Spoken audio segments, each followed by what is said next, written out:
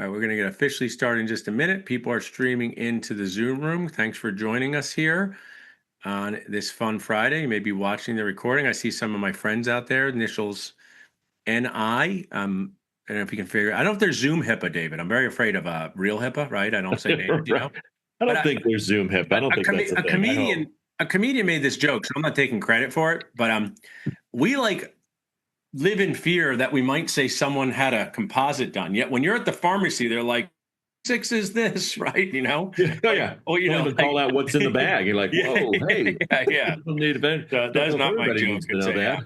a yeah. So, um, all right, awesome. We're going to get started here in just a second. I'm thrilled to have an awesome guest with us here. You can share where you're watching in from. If you see any polls pop up, David, something I ask, oh, I see all kinds of friends in here. Instagram friends. It's great. All right, great. So we are going to get started. What I wish I knew as a new dentist with Dr. David Whitlock. We would love for you guys to ask your own questions. We have questions here, but the goal is to deliver to you. You showed up here on a Friday, so you can ask Dr. David and I a question along the way. My name is Dr. Paul Goodman, Dr. Nacho. I own two dental practices. I don't practice clinical dentistry right now, but not right now, but I'm still a practice owner. Started Dentist Job Connect and Dental Nachos, and all of this happened, David, because my original dream of being an NBA failed miserably. So their Oh, parents, I had great parents, but they said you could be whatever you want. Actually, I don't know if they even said that, but when you grow to this size and have this speed, you got to get new dreams. So this is my backup dream here. Now tell us a little bit about what you do in your daily dentisting life. sure. So I currently practice in Eastern Kentucky. I have two practices here. One that I work in 3 days a week. The other one I work in 2 days a week. Got a couple of associates helping me out as well. As you can see from my decor behind me, that I too am a basketball fan and failed NBA superstar. So we do share that in common. Yeah, we're filming at the time of March Madness. Not as many low seeds. There's a ninth seed in there. Iowa beat There is. Nebraska, but none of the true Cinderellas. I think right now. I think there's a lot of parity in college basketball.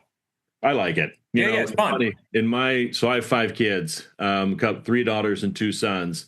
So at the beginning of the tournament every year, we print up all of the names, put them in a hat, and everybody draws names till all the teams are gone, and those are your teams.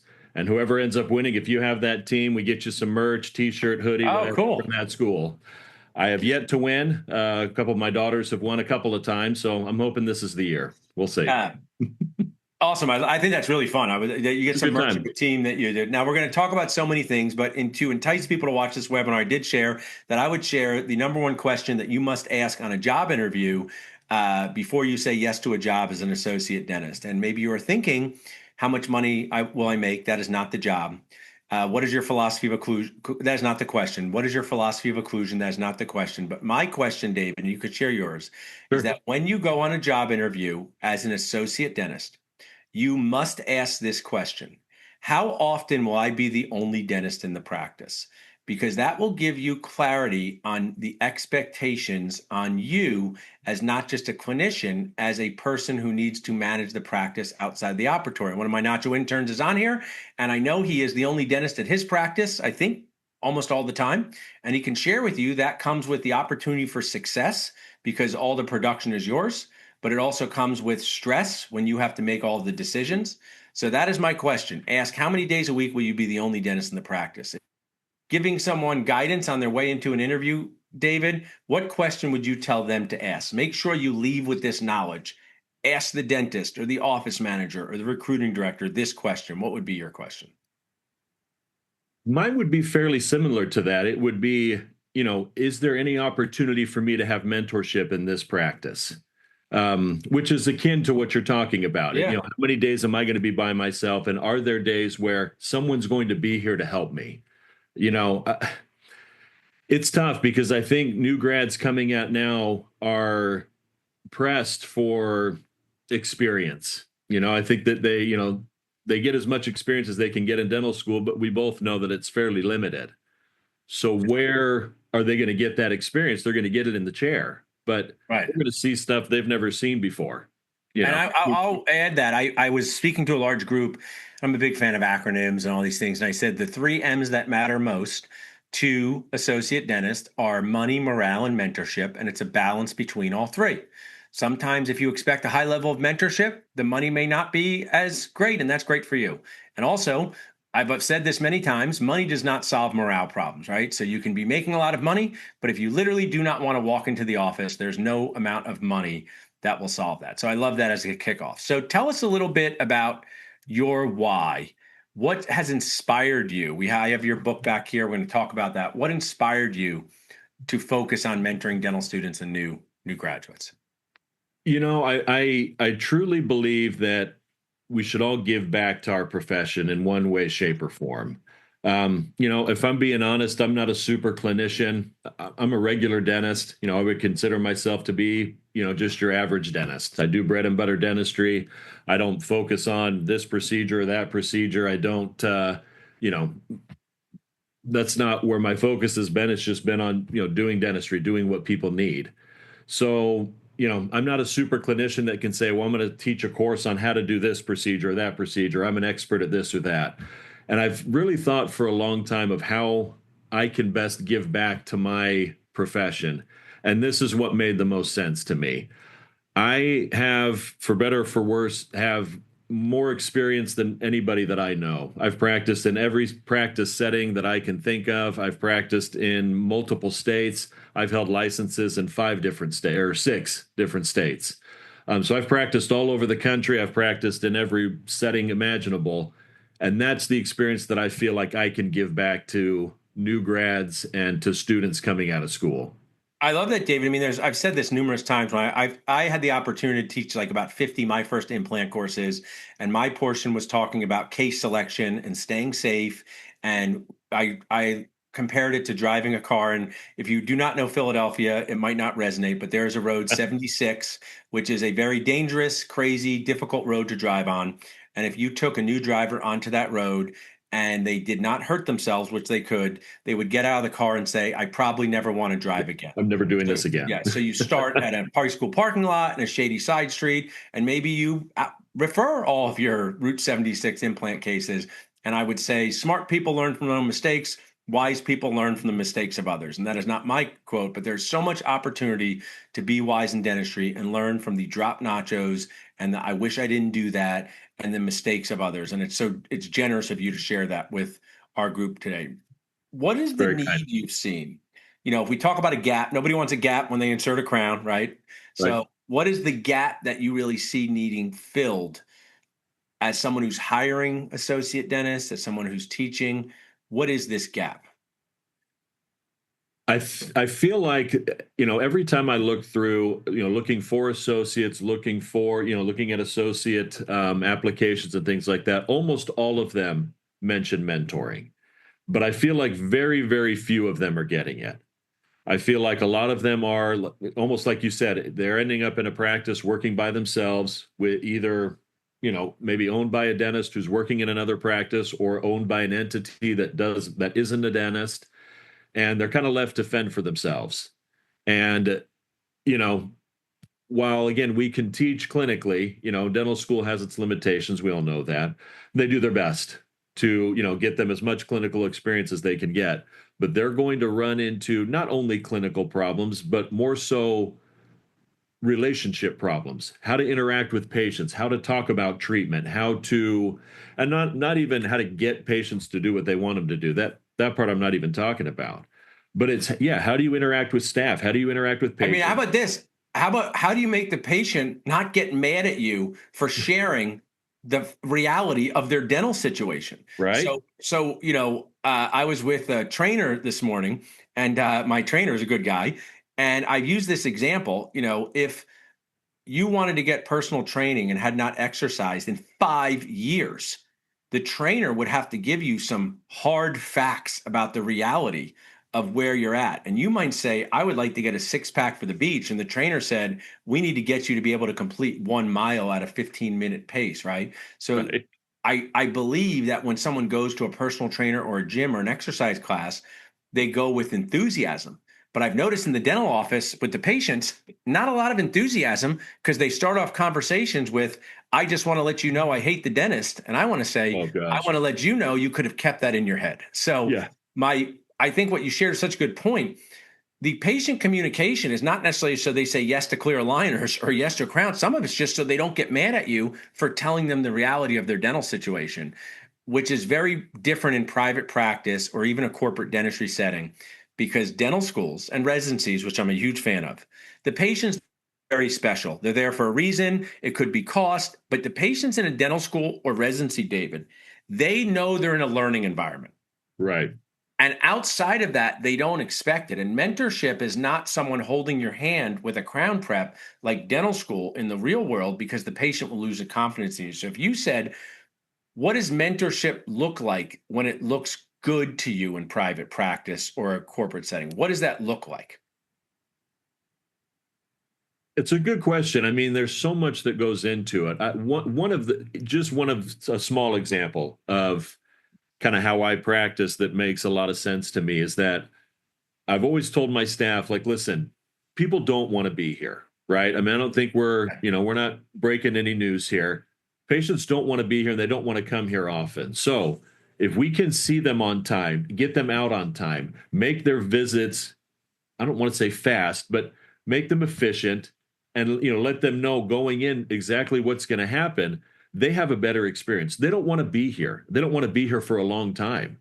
So the best, the ways that we can manage our schedule and manage our time is a huge, huge thing with building patient trust.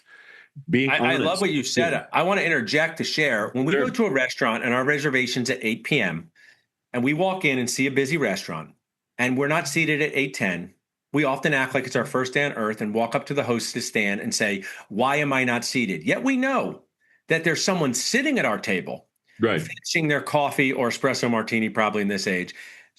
And we still get upset. But when we walk in and check in for our reservation, it would mean so much to us if the host or hostess said, hey, just so you know, David, it's going to be 15 minutes extra for your table. Your mind changes. And new dentists, and sometimes all dentists, they don't let anyone know when they're running behind schedule. And it Right. causes anger, chaos, front desk in a defensive mode. I always laugh when the patient's yelling at the front desk and be like, do you see me doing any of the dentistry? Right. Right. So that is such a key point with mentorship. And one thing I say, they always say at the airport, if you see something, say something. Lucky I've never seen something because I don't know who I say something to. Do I stop someone and say, like, this looks weird over here? But if you, in a dental office, if you're running behind, say something as soon as possible, because maybe another dentist can do the hygiene check. Maybe the patient wants to reschedule. So I think that's such a key point. I want to move next to your book. I'm lucky Sure. enough to have a copy. Tell us about this book, how people can get it. I think it's a very cool title, The Handpiece Less Traveled. So tell us a little bit about this. So this is basically my career in a nutshell up to this point. It's me going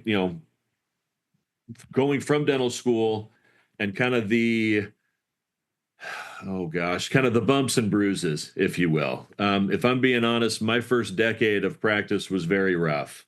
I What suffered. was one of the roughest parts? What if someone's like, hey, I'm a D4 watching this, I'm a GPR grad, and someone who is older and wiser and has been around the block and has more scar tissue just told me that their first decade was rough. What were two rough things that happened? So just the audience knows what they are. Well, one lesson that I learned very much the hard way was how much competition matters. I was told the lie in dental school that, listen, if you're a good dentist, you can just go wherever you want to go and you can practice and you'll be fine. That's not true. It might have been true for them. It definitely isn't true for us, and it wasn't true for me. I went to undergrad at Arizona State. That's where my wife is from. We went to dental school in Virginia, and we couldn't get back to Arizona, to the Phoenix area fast enough. That's where we were going to set up shop, and that's what we were going to do. And I was super naive and I paid zero attention to how many dentists there were there, how many people I was going to have to compete with for patients, for treatment, and to stay busy and to make money. And I learned I learned that lesson the hard way, that it does matter how many people are And there I doing want to pause what on that for you're a doing. second because that's gold. And I also want to encourage. I know some of you people in the chat here. So if you could ask us a question, it would mean a lot to me. So would you help me by asking a question? Oh, I know so many people in this chat, and I don't want to call you out in Zoom HIPAA, but just go into the Q&A and ask a question like answer. So this, I think, is worth stopping on. And I'm going to tell a story about my own practice. I have two practices in New Jersey. I started Dentist Job Connect. Some of the people in this chat have jobs through Dentist Job Connect, which I'm proud of. You support us at Dentist Job Connect. So I put my own job on Dentist Job Connect, okay? It was a 2-day week position. It is a 2-day week position with high morale, high mentorship, medium to low money. We had a $700 a day guarantee. And at the time of this recording, our associates make about $1,000-ish a day, around that, okay? But you're working with an out-of-network practice. We have specialists, and my brother's an amazing leader, so it's a very good culture. But we're very good at describing this job, okay? So we put it on our site, David, $700 a day, 2 days a week. We got like 20 applicants in just a few weeks. Tell us, if you put that job where you are, would you have 20 applicants in 2 weeks? Oh, absolutely not. I'd get zero. And tell us why I'm getting 20, because this is your story. I'm in central Correct. New Jersey, 20 applicants, and that means 19 people did not get that job. Right. You're saying you would get zero. Tell this audience so they can understand, why would you get zero for a job like that? Because I'm off the beaten path. I'm not in a location that's desirable, to be perfectly honest. I mean, and it took me, like I said, a decade of getting beat up before I realized this is where I need to be looking. I need to be looking at a spot where, you and I've talked about this before. This to me is a pure supply and demand issue. If you are in a situation where the patients are the ones in demand, you might be in trouble.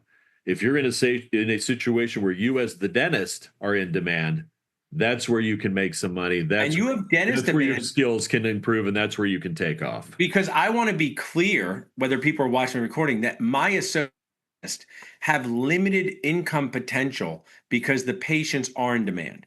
And the 100%. opportunity in your area, if you could just paint with a generality, like, and it doesn't even have to be your practice, when you go to a rural-ish location where the dentists are in demand, even if this is simple to you, David, the dental students don't know this. What type Sure. of financial opportunity is there? What type of economic reward is there? So I'll use my one of my two practices as an example. I have my second practice that I bought is the only operating practice in the county that it resides in.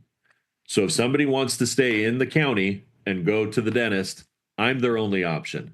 Now they could drive another half an hour, another 45 minutes, maybe another hour somewhere else and get to another dentist. But we're the only game in town. So when you're looking at a competition, there is no competition. In my original practice that I bought, that's a half an hour in a little bit of a bigger town than my second practice, I'm the youngest dentist in town, and I'll be 48 this summer. Yes, same age. So every other dentist around me is, and I say this in my book, is a bad sneeze away from retiring. Yeah. They're And done. tell us this. I love this conversation, and it's so valuable. And I'm asking you to remind me, Sure. where did you graduate from dental school? Virginia Commonwealth, VCU. And you went to Arizona initially? Correct. Lock, stock, and barrel. There's this funny meme with like a starfish that says like today's the day, right? I've used it many times. So Uh-huh. I've asked you this, like, what was the day where you said today's the day I'm going to move? Where are your practices right now? Ashland, Kentucky, and Grayson, Kentucky, Right. Eastern So Kentucky. tell this audience, because it could help just one person. You're in Arizona and you're like, today's the day we are committing to moving to Kentucky. What was that process? Oh gosh, I wish that had happened. My my journey from Arizona, where I totally flamed out spectacularly, took me to Oklahoma and Texas, took me to Colorado, and then I finally said, "Today's the day. I'm going to go to a smaller venue, or look in a less competitive area." I had practiced in the Phoenix area. I'd practiced in Dallas, Fort Worth. I'd practiced in northern Colorado, Fort Collins area, all heavily populated areas, tons of dentists. And my wife had come to me and said, she was having an issue health wise where we needed to find somewhere more humid to live for her eyes. She was going blind. And Wow. so I said, okay. I said, I'm ready to leave. I said, but we can't keep doing this the way we're doing it. So we're going to find a small town, and that's what we're going to do. Now, again, I grew up in Southern California. You can see I'm a big Laker fan behind me. I grew up there. My wife grew up in the Phoenix area. So we are not small town people. That's not what we know. That's not who we are. But again, when this supply and demand issue came up to me, and I thought, I need to go somewhere where I'm the one in demand. I need to go somewhere where this is going to finally be in my favor because it hadn't been for the first 10 years of doing this. And so I looked all throughout the Southeast. I looked in North Carolina, South Carolina, Tennessee, Kentucky, oh gosh, Virginia, Pennsylvania, Ohio. I mean, I cast a wide net to try to find a small town where, I could do what I wanted to do. And I came across a practice for sale in Ashland, Kentucky. I went and looked at it, and I remember calling my wife and saying, "This is going to work." I said, "This is what I'm looking for." And I she said, love this. "Okay." I love this authentic share. I appreciate it. What I want to ask next that does fit with these questions, but you literally bought in to Ashland, Kentucky because you own practices, right? But you're not 100%. asking your associates to financially buy in. You're asking them to work with you. But just Absolutely. let's talk about dentists or people too.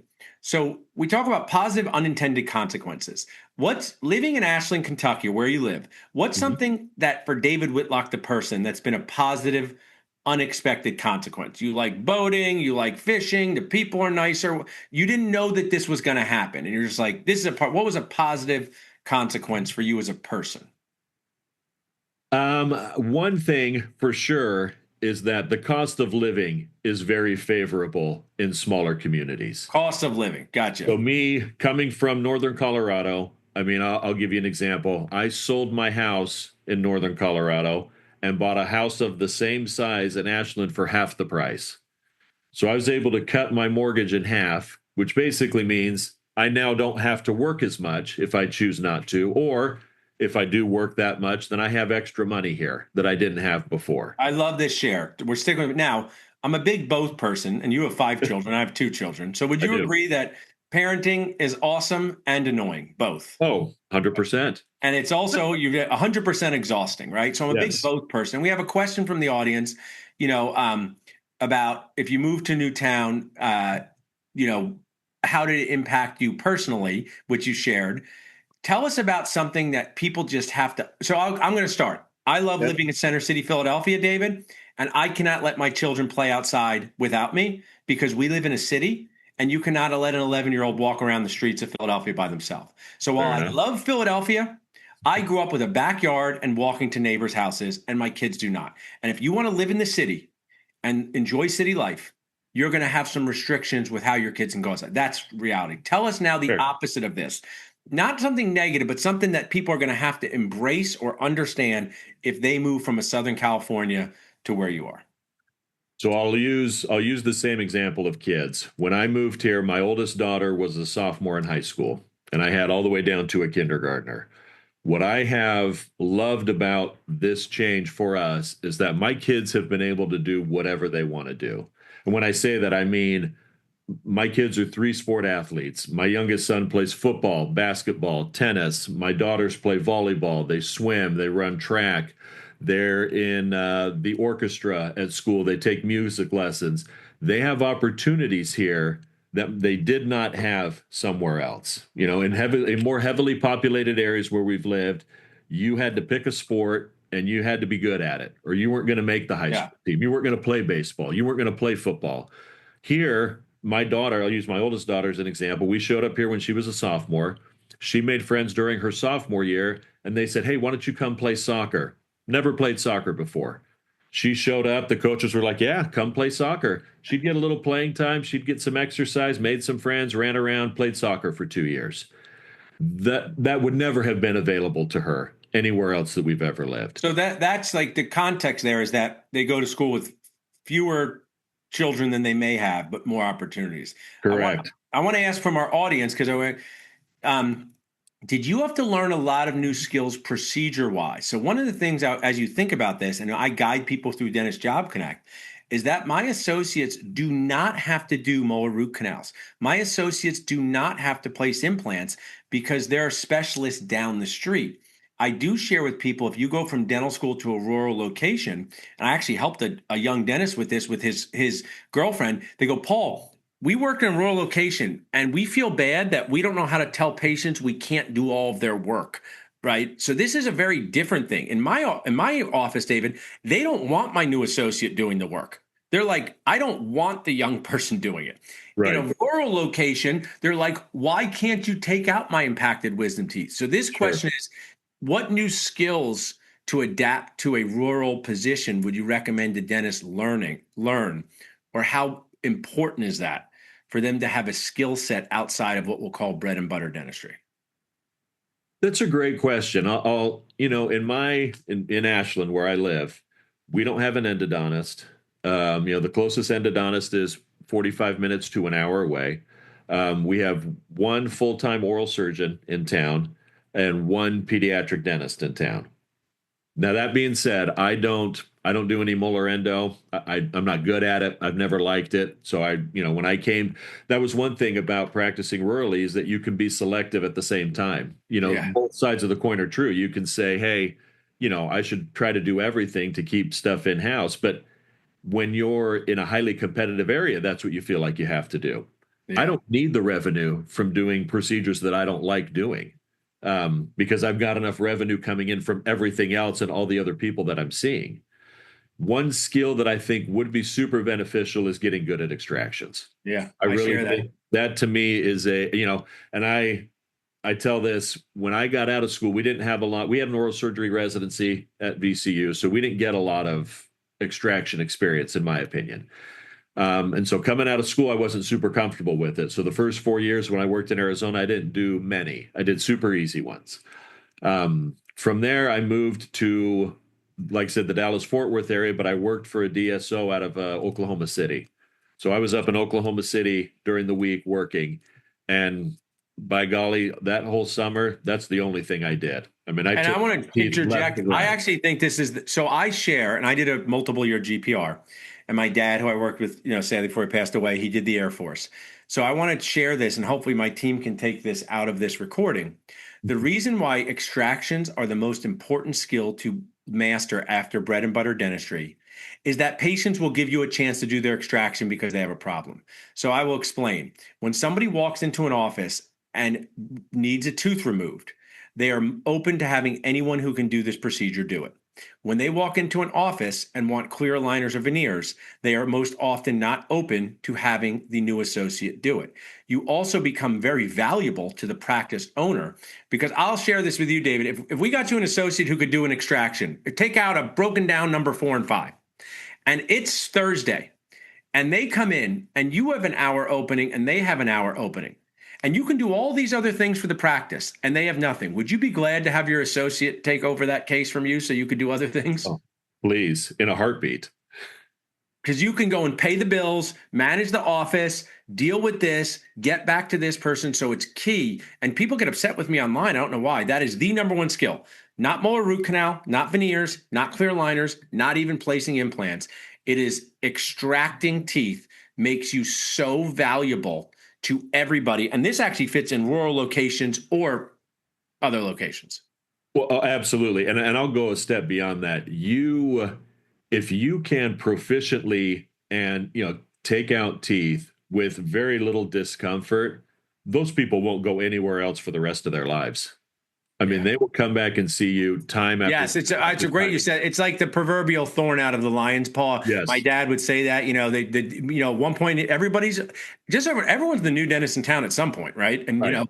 they remember, oh, my dad came in, and your dad came in and helped extract one of my teeth. We have another good question. University of Kentucky D4 here. I I like know. this. It's spicy. What do you think of the new school opening in Pikeville this fall? It's claiming to provide a 3-year program. For what I've heard, it seems like a hot mess. At UK, we get some of the best clinical training due to lack of providers, and I still think 4 years is necessary. So this sounds like a Kentucky-oriented question. So here's what I'll say about I don't know anything about the school, never been down there, nothing. What I do think about this is that right now, the biggest struggle I think for you new grads is that you are graduating with more dentists than ever. They're opening up schools left and right. Again, Kentucky has a third dental school. I just don't understand. Almost all the class sizes are increasing. and tuition is skyrocketing. So new grads are now coming out with more dentists than ever, more debt than ever, yet they're all going to the same places to practice. This is the problem that I'm trying to alleviate. This is the stuff that I see them struggling with is taking jobs where they're not getting any mentorship because they want to stay in, I'll use Kentucky, Lexington, Louisville, Cincinnati, Columbus. These are the major hubs that are around me. Um, it makes it tough. It really does. It makes it tough for these new grads to find associateships where they can get mentoring, get, still make money. And you brought up something earlier that, yeah, I'm not asking associates to come out and get married to me. I think a lot of times they feel like, man, I got to find that job right out of school because I'm going to buy that practice and that's where I'm going to be for the rest of my life. That absolutely, you've got so much time ahead of you. You know, Come out, give a rural opportunity a couple of years, get some reps, improve your skills, learn from a mentor, learn how to do, I place my own implants for the most part. Learn how to do implants if you want to. Learn how to restore implants, learn how to take out teeth, dentures, partials, learn patient interaction, learn time management. And if you decide, hey, I really like this, you can keep staying. If you decide, hey, this has worked well for me, I'm going to take my skills somewhere else, good for you. So be it. I love your share is so valuable here, and I want to interject that I would love to tell practice owners to say this on the interviews to associate dentists, no matter where you have a practice anywhere. Hey, I would love for you to work with us as long as it fits your career goals. And that could 100%. be a year, it could be 3. We're putting so much pressure on these newest dentists. People call up job and say, "Can you find me an associate who can do molar endo and wants to buy into my practice?" I go, "That's such an It's aggressive ask." impossible. Right. Why don't you just meet some great people and Yes. see what you think? So another question we have here I want to ask is, outside of maybe molar endo and extractions, what C do you wish your associates would do to bring more revenue to the practice? So if you have someone applying to your job on Job Connect and you say they did this type of C or this type of training, what makes them an attractive candidate? Oh gosh, that's a good question.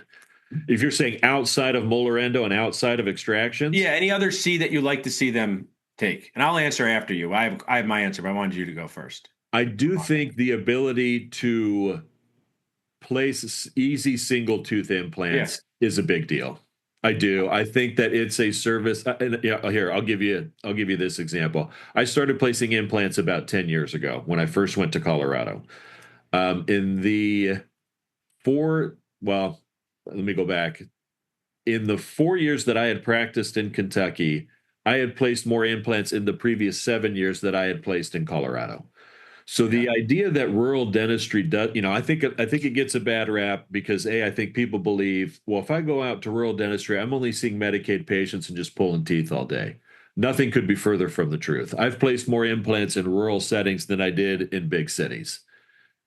People, they have the ability to pay, and it's a service that, I'm at work today. I blocked out some time to do this. I just, placed an implant this morning on a lady.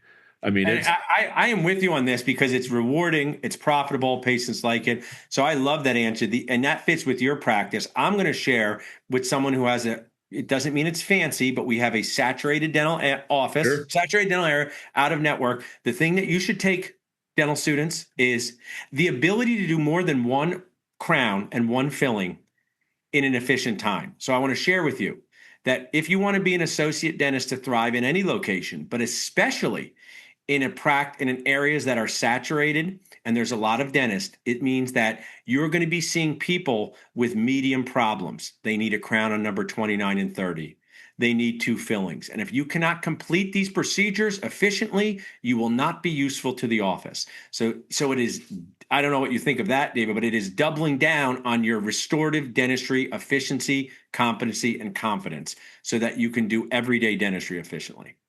I totally agree. Quadrant dentistry is super useful. In any setting, rural or, metropolitan, if you will.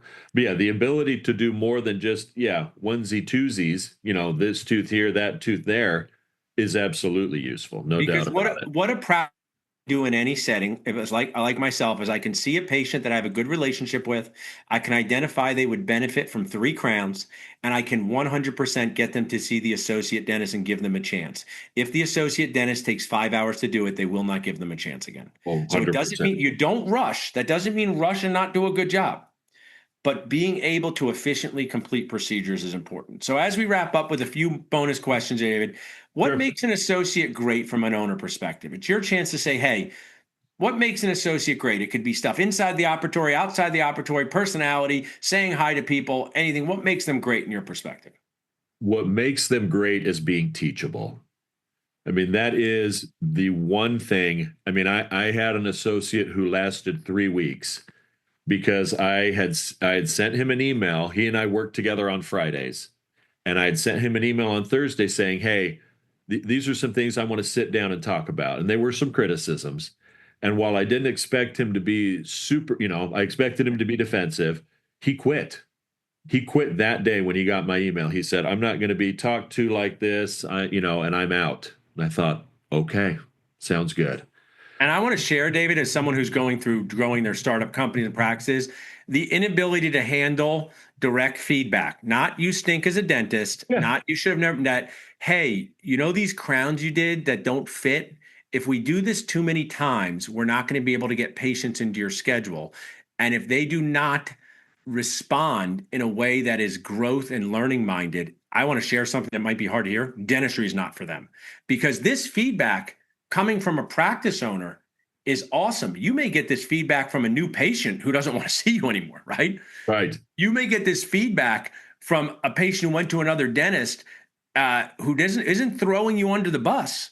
Could be saying, this work you did, this denture is falling out of their mouth, right? And we've all had those things happen. So I think your teachability thing, I will add on and say the ability to handle direct non-personal attack feedback. You stink as a dentist is not feedback. No. Patients hate you is not feedback. Hey, when you were here without me for a day and the hygiene ran an hour late, we have to fix this because it can't run an hour late. So to me, that's such really wise advice. Or listen, you struggle with this, and here's why. This is what happened. And I know you struggle with this because I did this. I get it. Right. I under prepped this. I've under prepped this before. Yes, That's it why it happened didn't to me. fit. I did this Yeah. as well. Yeah. And that's usually I have almost every situation I've been in where I'm giving feedback to an associate, or maybe my dad was giving feedback to me, was a situation they'd been in, tackled an extraction Sure. that ruined the day, right? Oh, I'm going to do this extraction at 4 o'clock. It's going to go Yeah. fine. And then at 6:45 p.m., people aren't able to pick up their children from daycare. It's a big problem. Well, and again, when you read on, and you do this as with Dennis Job Connect, as you read resume, almost all of them say, "I want mentorship." So do you really? Is that what you really want? Then A, find a job where you're going to get it, and B, be open to that. Not as a Yes. criticism, not as a slam, but as a listen, these are the tricks of the trade. You're not going to learn these in dental school. And a lot of us learn these the hard way. So Um, let me help you not learn this the hard way.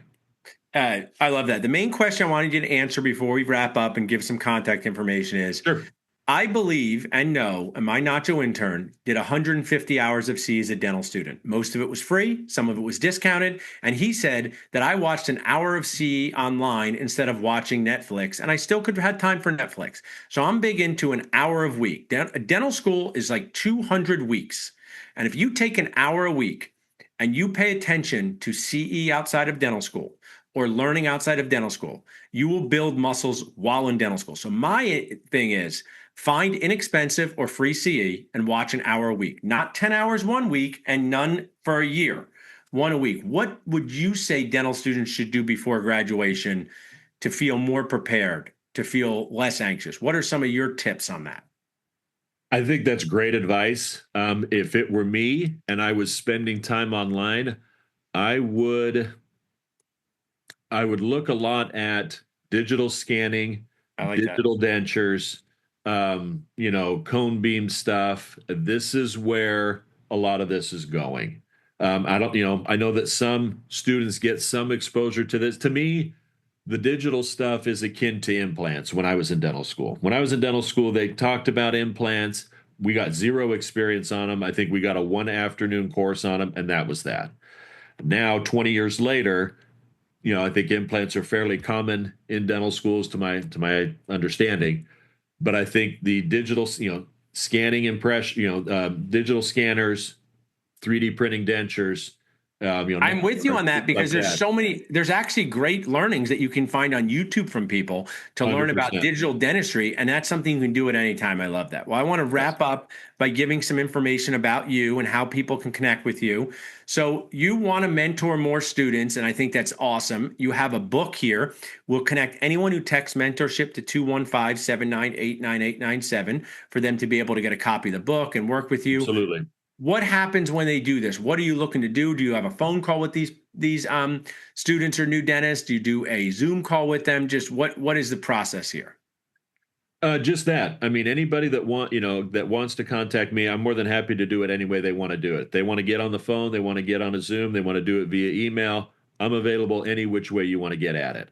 I'm in the process of kind of formulating some modules or things that I think that new grads and students could benefit from that I'm going to be putting together via YouTube videos, a podcast that I'm going to start disseminating this information of what I feel to be the most beneficial things to get out of a mentoring program. Um, but as of right now, they can go on my website. They can click on the mentoring tab. It's my office's website, but there they'll find an email address that they can get a hold of me from, and that's where we start the relationship.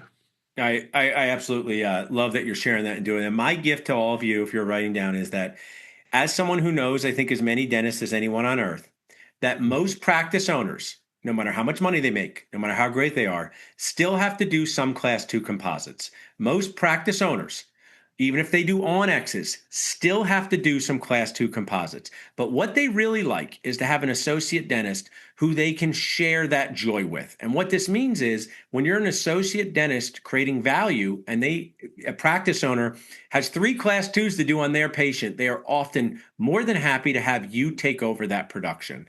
So if you text class 2 to 215-543-6454, it's in the chat now, you will get an amazing 1-hour CE course for free from Dr. Artie Volker, who is fun and funny and a master of resin. Would you say that mastering the class 2 is a necessity no matter where you're going to go in your dental career as a general Oh, dentist?